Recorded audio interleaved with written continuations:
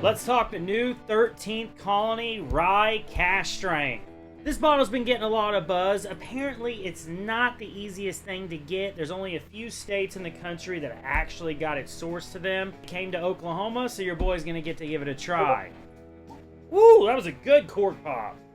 That was good. This is bottled by 13th Colony in Americus, Georgia. This cask strength rye is sourced MGP, so it's from Indiana, but the mash bill on it is 95.5. 95 rye, 5% malted barley. It's mature Georgia, hot, humid conditions, which intensifies the proof, and French oak spirals are added during aging for unique flavor development. Part of their limited edition series. All right, this thing, I'm not gonna lie, it smells wonderful. I'm actually impressed. Definitely like a fruitful rye vibe on the nose. Maybe like a little bit of oak. Let's dive into the palate.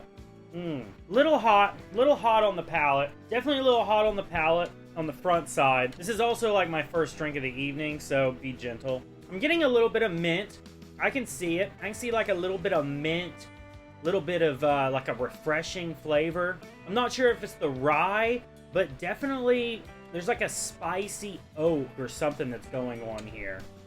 This definitely does drink a little hot. You know, but here's the thing though, like after a few days or maybe even a week after this thing opens up, it really could probably change the profile a little bit. I mean, I'm telling you, this got a fantastic nose though.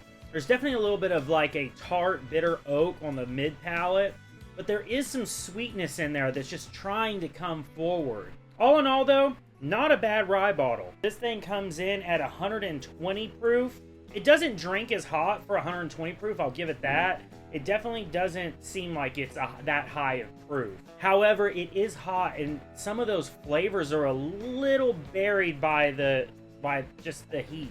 But there is some sweetness on the nose that I know is just dormant in there. Yeah, in the mid palate, you get this little bit of sweetness that just is there playing with your palate. I will say it's definitely on the sweeter side of rye palates. There's not a whole lot of flavor that's lingering there. It's kind of, you know, you take a sip and it's kind of over with before you know it.